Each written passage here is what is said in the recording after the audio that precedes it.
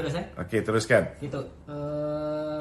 Satu lagi tu, betul ke berita yang katakan kaki tangan awam di arah discharge dari IJN itu? Boleh tu Ini ulas sikit.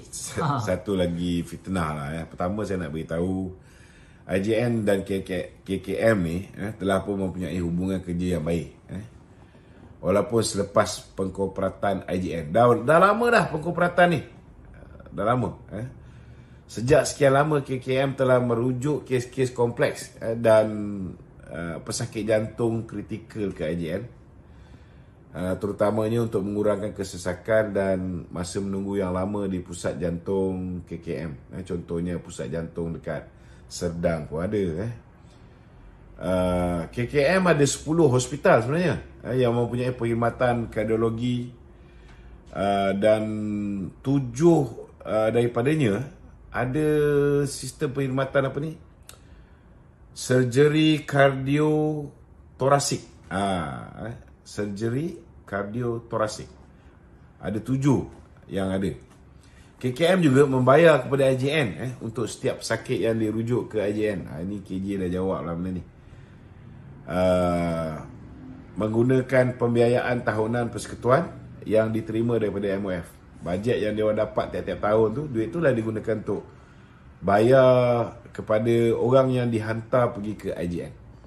Oleh itu untuk memastikan lebih ramai pesakit boleh dirujuk ke IJN, pesakit dibenarkan, bukannya dihalau tuan-tuan, dibenarkan di-discharge apabila keadaan mereka stabil ke pusat-pusat jantung KKM yang lain. Contohnya orang kena serangan jantung, dia dihantar pergi IJN. Tapi lepas dia buat stand ke dia dah okey apa semua sekali, dia berpindahlah pergi ke pusat jantung KKM yang lain. Tak payahlah semua orang nak pergi ke IJN. IJN ni swasta tuan-tuan. Bayaran dia pun mahal. Pusat jantung KKM ni pun diurus oleh pakar kardiologi dan pakar bedah kardiotorasik yang berreputasi dan bertauliah. Bukan cikai-cikai punya doktor yang duduk di KKM ni tuan-tuan. Paling penting KKM akan terus memastikan penjagaan dan keselamatan pesakit tidak terjejas, termasuklah pesara-pesara kerajaan. Jadi cerita pesara kerajaan tak boleh dihantar pergi IJN tu semua mengarut je tuan-tuan. Semoga ada pencerahan ni. Tak ada lagi lah orang yang duk sebar-sebar berita palsu ni. Tak habis-habis saya tengok kesian juga PMX, IJN, KKM, tak habis-habis berterusan mereka ni menceritakan benda-benda yang tak wujud. Dan saya berharap agar penjawat awam dapat memahami dan menyokong keputusan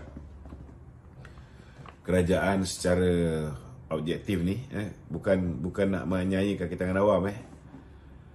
Dengan melaksanakan dasar ni, KKM berhasrat untuk mencapai keseimbangan antara penjagaan kesihatan dalam kalangan penjawat awam dan menyediakan perkhidmatan perubatan kepada masyarakat umum dengan lebih meluas, mematuhi piawaian antarabangsa terbaik bagi perkhidmatan kardiologi dan kardiotorasik. Jadi saya yakinlah ialah bila semua orang bertumpu kat IJN, sudah pastilah kita tahu IJN boleh memberikan perkhidmatan terbaik. Tetapi lepas tempoh kritikal tu, dipindahkanlah pergi ke klinik-klinik jantung KKM yang lain ataupun hospital jantung KKM yang lain. Tak adalah semua orang mesti nak daripada mula sampai berakhir di IJN.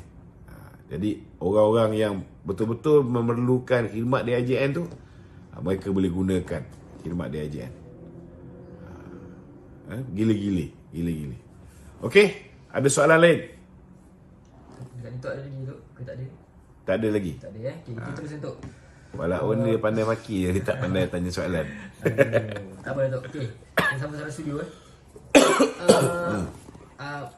pada pandangan Tok lah, adakah tindakan tidak popular seperti isu cukai, isu beras, skim perubatan madani ni semua. Yang dilakukan kerajaan sekarang ni akan memberi kesan pada period akan datang tu? Saya tak nafikan setiap keputusan yang kerajaan buat, terutamanya dalam membetulkan perkara-perkara yang berkaitan dengan urus tadbir negara, melakukan penyematan akibat daripada negara ni telah dirosakkan oleh Muhyiddin dan juga Mahathir dengan hutang yang sampai ke 1.5 trilion. Sudah pasti kerajaan kena buat keputusan-keputusan yang tidak popular. Dan bila kita buat keputusan yang tidak popular, kadang-kadang komunikasi kita bagus. Kita memberikan penjelasan, kita memberikan mind conditioning terlebih dahulu. Tetapi kalau misalnya bila kita memberikan jawapan mind conditioning, rakyat tak bantu sebar. Tapi bila orang buat fitnah kepada kerajaan, laju je rakyat tolong sebar. Kerajaan mana pun pasti akan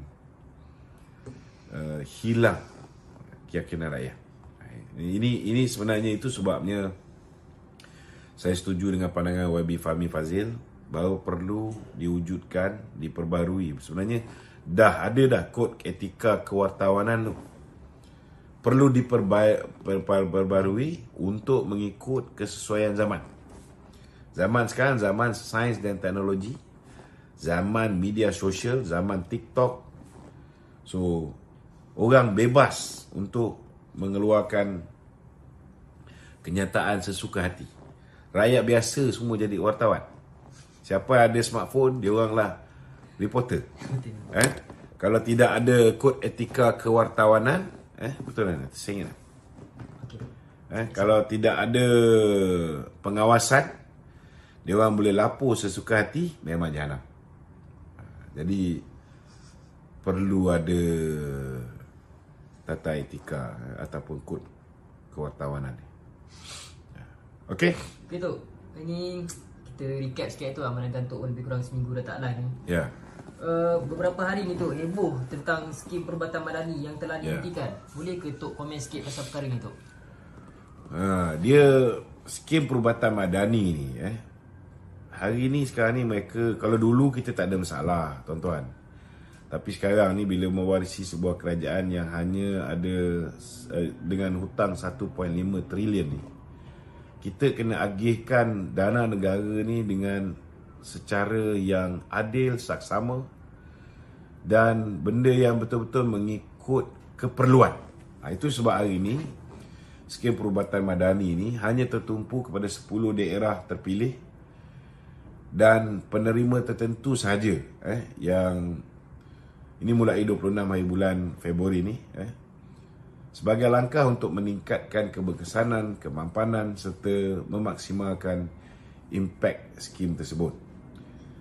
Antaralah 10 daerah yang saya boleh sebut, wilayah Persekutuan, Kuala Lumpur, Gombak, Hulu Langat, Petaling Jaya, Kelang, Johor Bahru, Kinta, Timur Laut macam Pulau Pinang, Kota Kinabalu, Sabah, Kuching, Sarawak. Bandar-bandar tumpuan utama. Skim ni sebenarnya tuan-tuan dilancarkan sebagai program perintis sejak 15 Jun tahun 2023. Objektif dia untuk mengurangkan kesesakan pesakit di Jabatan Pesakit Luar di Klinik Kesihatan Kementerian Kesihatan KKM di kawasan bandar.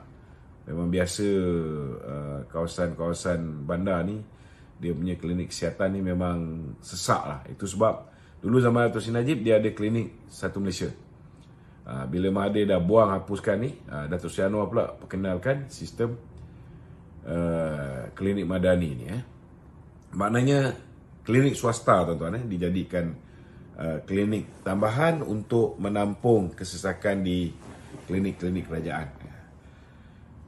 Pada masa ini ia masih lagi dalam fasa penambahbaikan, penyampaian dan pelaksanaan.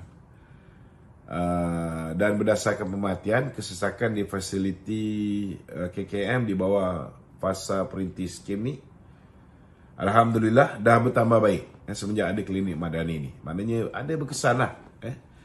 Cuma berkuat kuasa 26 Februari 2024, skim ni diperhalusi dan perubahan utama ialah kawasan-kawasan pelaksanaan yang hanya akan tertumpu kepada 10 daerah saja.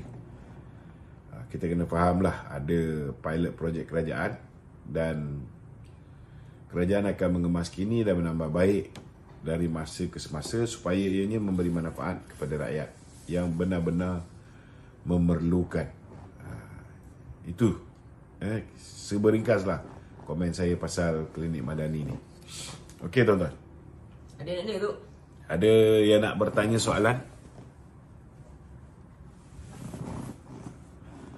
Walaupun banyak lagi malam ni ya. Macam panas je. Dah lama saya tak bersiaran ni, korang patut sejuk lah. Dengarlah sikit. Okey.